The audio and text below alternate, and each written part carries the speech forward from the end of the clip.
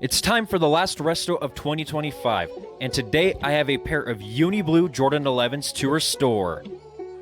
Well, to start off, the patent leather has been painted over by a previous owner, and I assume that it was a failed attempt at making a custom.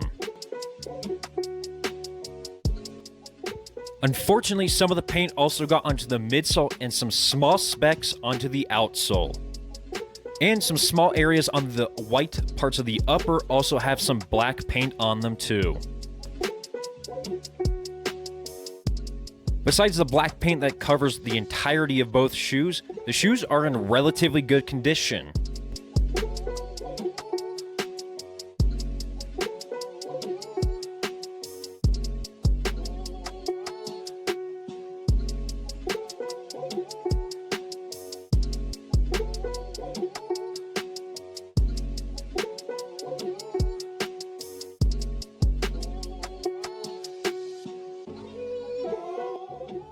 And on the right shoe, the toe cap is slightly separated, and was also previously re-glued poorly. Now, the outsoles do have some oxidation, but it is nowhere near as bad as previous Jordan 11s I have worked on.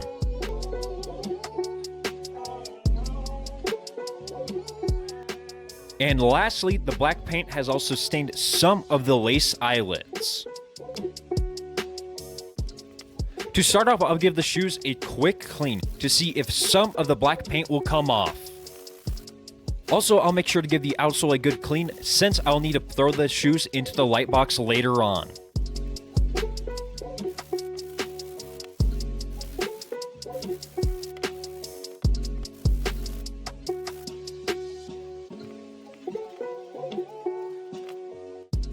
Since the black paint is quite thick, I'll use some cotton balls and acetone to remove the majority of said paint. Thankfully, the paint ended up coming up relatively easy with the acetone and cotton balls, since the previous owner didn't prep the paint before using the black paint.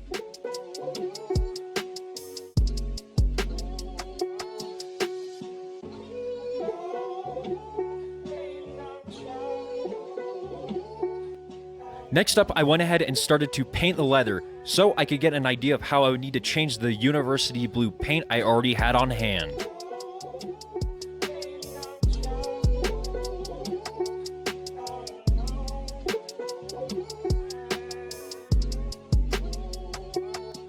Since the upper is in rather rough condition in some small areas, I decided to sand the upper after a few coats of paint to hopefully smooth out the leather, and to create a good base for the new paint mix to stick to. And after that, I then used cotton balls and acetone to strip the paint once again, since I was satisfied with the new paint mix.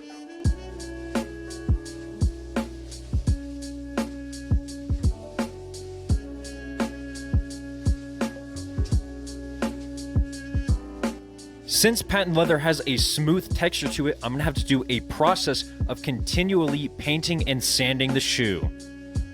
After I lay down a few coats of paint onto the upper of the shoes, I will then sand them with continually higher grades of sandpaper. For instance, on these shoes, I ended up starting at 600 grit and made my way all the way up to 1200 grit with the paint. And while I won't end up probably showing it on camera, sometimes with these shoes I do end up wet sanding the paint after I put down the clear coat, since it makes the clear coat a lot glossier and smoother.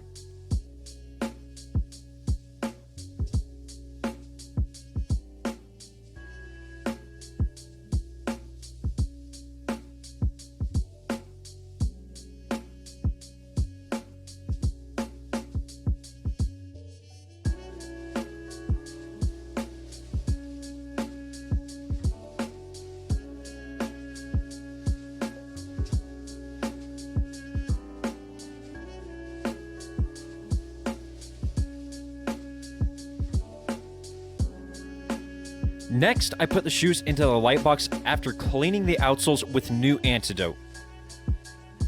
And just like the NMDs before, there was some visible benefits after using new antidote, but it did end up stagnating after a few icing sessions.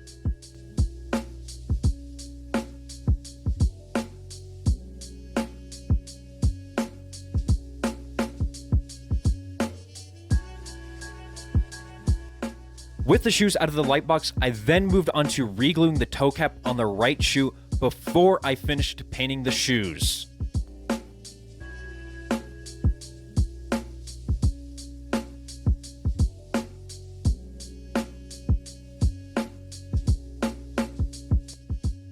While the glue on the right shoe cures, I'm going to go ahead and start to repaint the midsole on the left shoe. Earlier on, I did end up using the same cotton balls and acetone that I used on the upper on the midsole to see if I could remove a majority of the black paint, but it didn't end up removing all of it.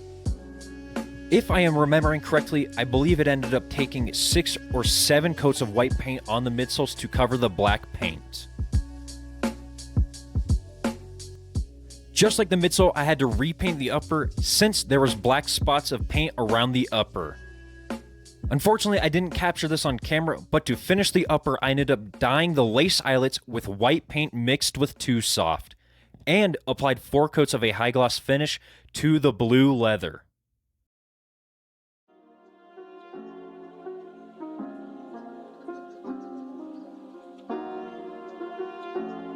We must pay homage to him.